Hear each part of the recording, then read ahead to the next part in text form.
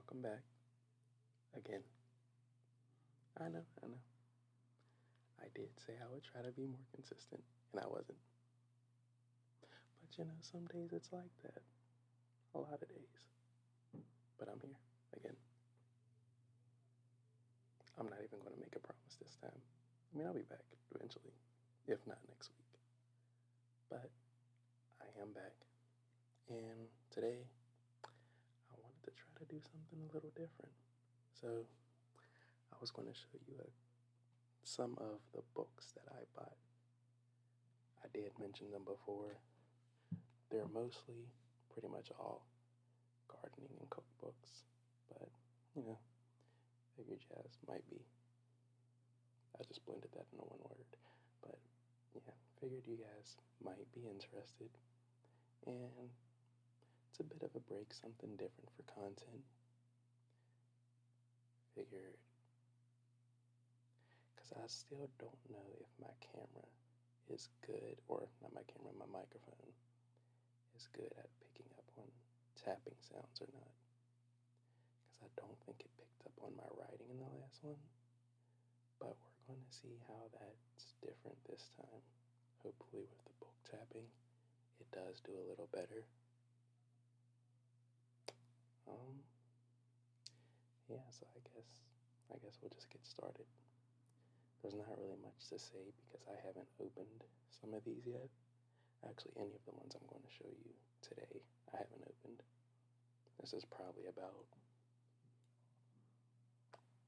a little under half of my collection, maybe 2/5, maybe a little less, but yeah. The big one I'm reading is called Taylor's Complete Gardening Book or something. It's mostly about gardening, basic gardening, but the difference between suburban, urban, and rural gardening, Not necessarily a focus on them, but it highlights what plants are best for which in each section. Like right now, I'm reading about the different types of shrubs and trees you can use to accent your garden, or ones that are different vistas. No idea how that word's pronounced, but yeah, all right.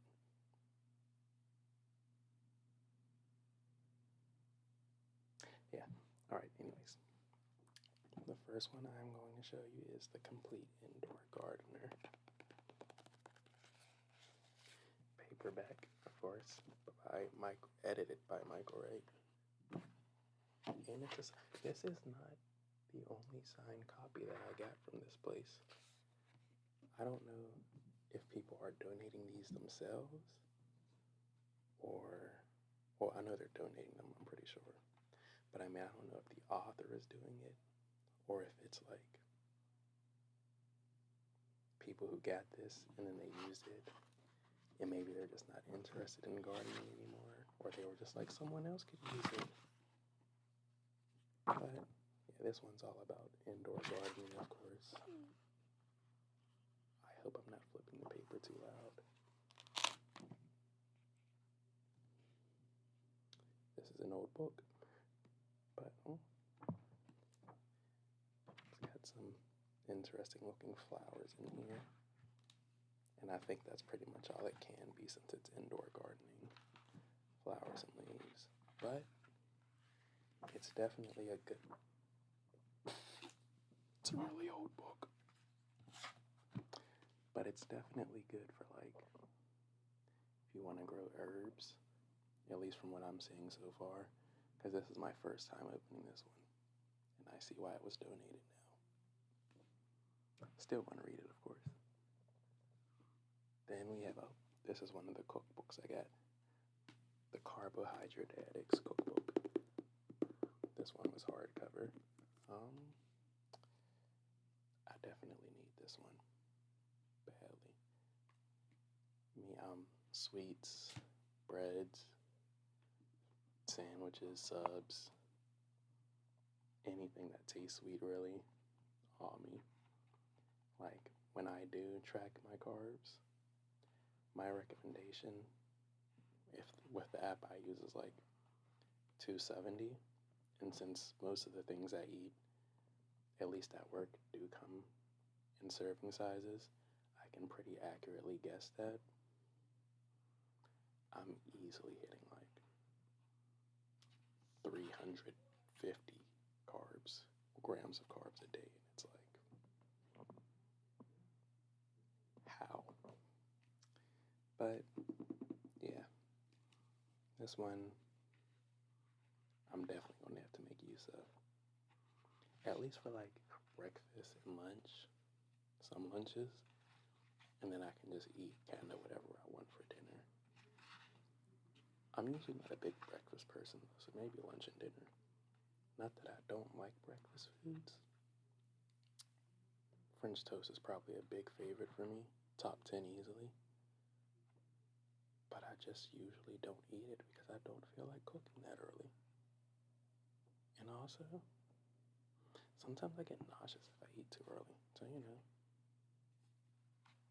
But yeah, I got this book for $4 and the listed price is $25. Definitely going back to that bookstore. The next one we got is The Frugal Gourmet on Our Immigrant Ancestors. This video is going to be a lot longer than I thought it would be. We're already like 5 minutes in. I want to say 6, but there was definitely a red eating period I'm going to have to cut out in the first minute. I wonder if other ASMR artists do that, where they like sit in the camera for like a minute just to gather themselves. Because I've done that pretty much every video, but see, this is interesting because it comes with a lot of the recipes.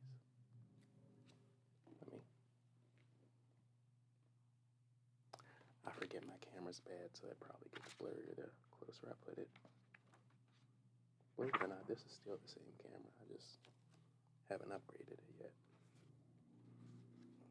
But then it also has like these texts, I guess, about where things originated from. But then there's like big chunks of just straight recipe. So I'm not mad at that. I think it sort of just separates them by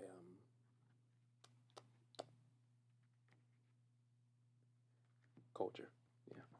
I was going to say ethnicity, but I'm like, is that the right word? So I'm just going to say culture and go with that. There's one in here that says Armenian knot rolls. I don't know what that is, but I am a lover of dinner rolls, so if it tastes anything like that, I will love it. I want to see the table of contents though, because yep, Armenian, Basque, Cambodian, Cuban. Yeah, so they're separated by the different ethnicities. Korean, Latvian, Lebanon. They really do have everything here. In this book, apparently it was $20, so you know. Hey, deal's a deal, you feel me? This one, I feel like if anybody's going to be interested in cooking, I have taken a little bit of a peek through it. It's probably a good starting place to look at. Foods That Harm and Foods That Heal. I feel like a lot of times there are people, like I know people who are like, they don't think anything's unhealthy.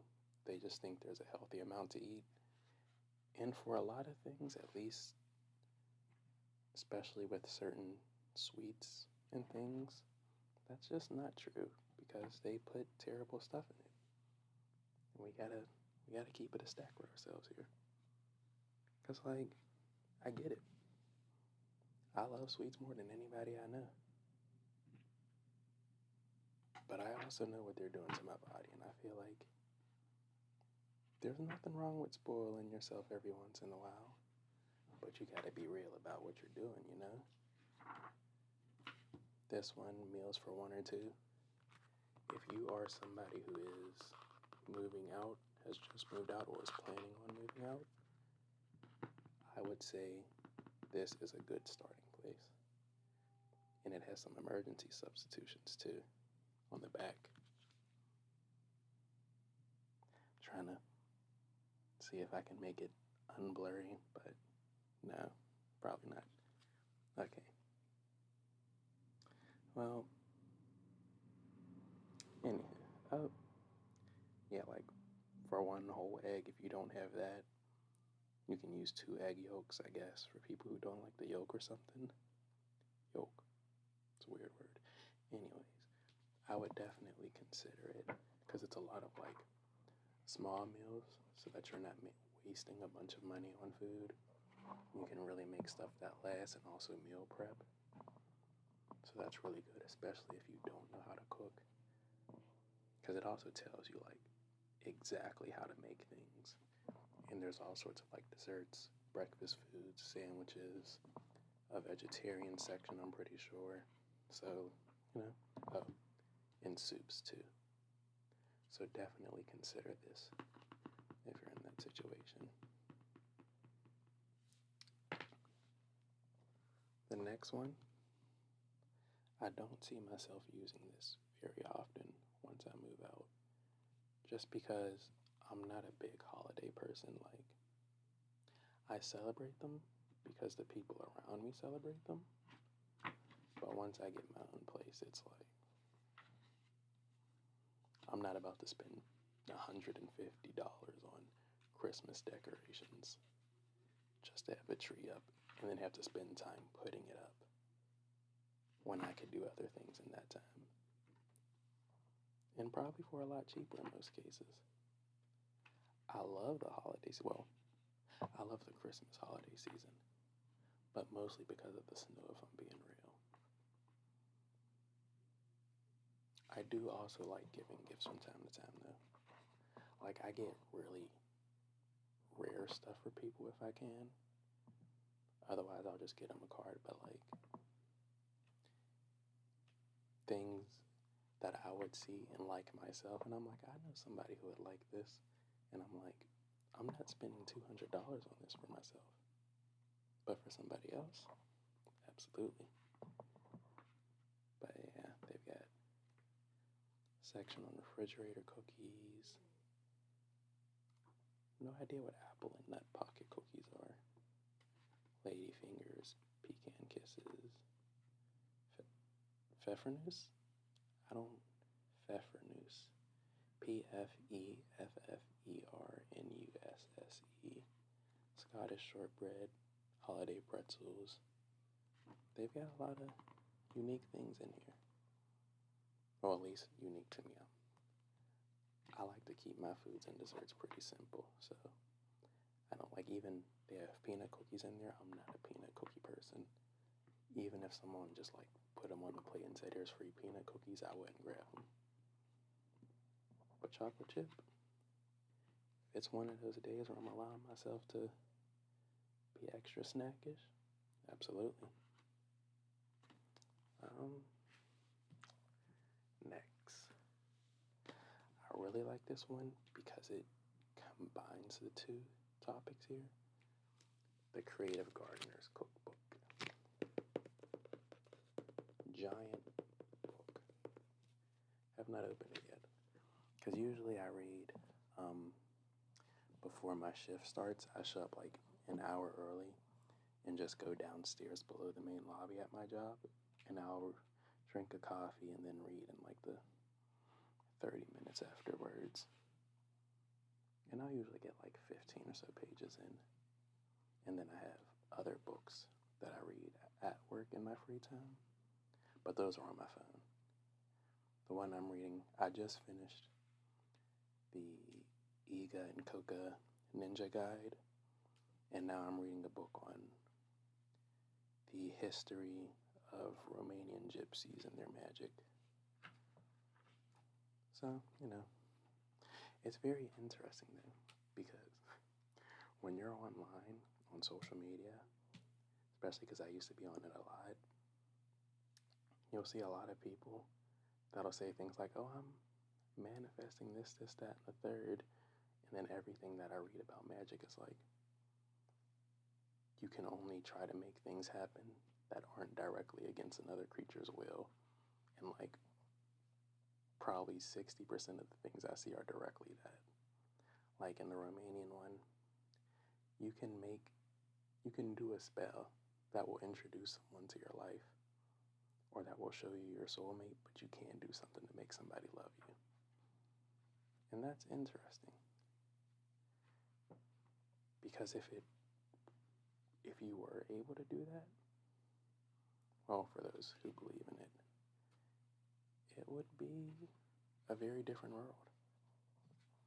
Like, imagine you're trying to get somebody, and then someone else casts a spell on them, and then you're like, damn it, the spell was stronger. Like, how do you go about that? Do you start having magic battles? All right, but yeah, this one, oh, wow. So this one's really interesting. I'm going to try to hold it up without damaging the book. The cover's pretty messed up, but the book itself is fine.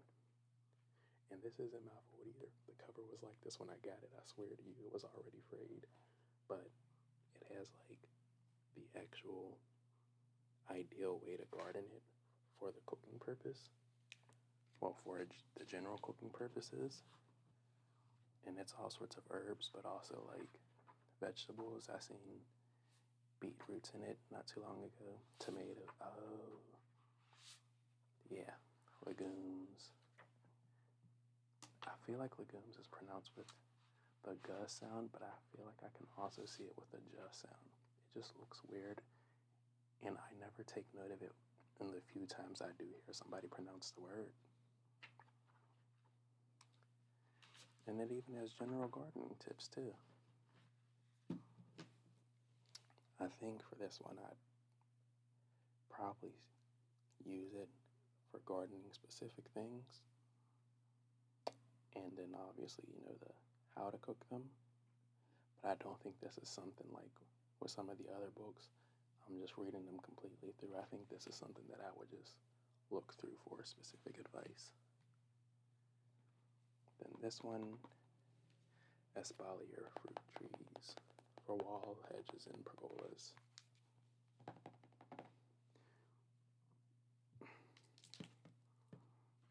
I just had coffee not too long ago, so did not want to make that sound. Anyways, so espaliers are like basically trees that grow on a line with a support system. Not quite a line, it's more like a vertical grid kind of thing. Let me see if I can find a good big picture to show you. And they're not always like grid shaped. Some of them sort of branch out diagonally. But there's all sorts of like pruning methods and things because it's supposed to be like decently high maintenance, but it saves you a lot of space too, because you could even grow it on like the wall of your house. It's like a tree growing the way vines do in those rundown houses. So for instance, this one is called a palmetto crown. This one right here, yeah. And so you can get certain trees and things to grow like that, which is insanely interesting. And then the grid-shaped one I'm talking about is sort of like this. See how the tree kind of grows on it and it's flat? Well, I guess you probably can't see it's flat with my camera quality, but you get it, Instead of them growing out in 4 directions, you prune them and shape them so that they grow out in sort of just long ways. But I definitely want mine on more like a pergola. I don't know if they have pictures in here, but I don't remember where, because I was sort of just looking through it just to get a general gist. This isn't one that I've gotten to yet. This one is just on succulents, which I probably didn't need to get an entire book for that. generally get it, but there's always special plants and stuff, and it's always nice to know the specifics. And of course, most of these just look like cacti. There is a chapter on pests and diseases, though, so that's nice.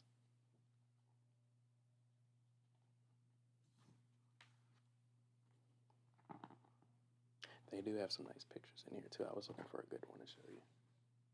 This one. Yeah. I like this one specifically. I know it's blurry, but I think you get the gist of what it was showing. And then the last one, it's pretty much another container gardening book, but it's about the window box. I feel like I don't see these too often anymore.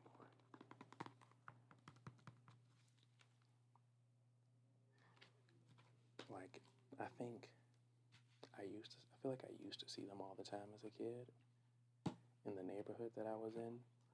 And then I think my grandmother had some.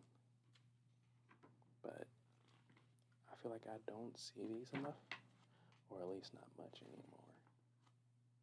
Especially not in like apartment complexes. It's, usually an AC sticking out the window, which is crazy. Because, like, what if it falls? Like, I know it's low risk if you put it in right, but I don't know, an AC falling from like a 12-story building is kind of crazy. But, yeah, that's a decent bit of what I got.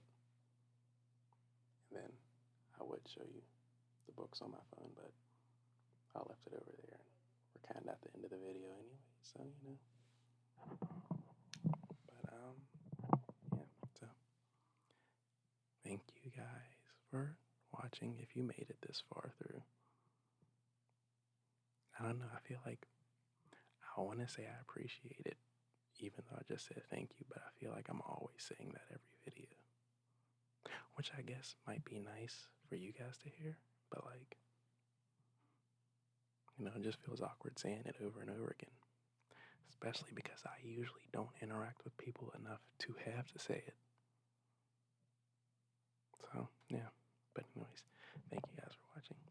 And I will most likely see you guys next week. I want to say, if everything goes well, I will probably film next week's video the night that this video goes up, so I can get to it ahead of time. But, we'll see. Alright. See you guys next time. Sleep well.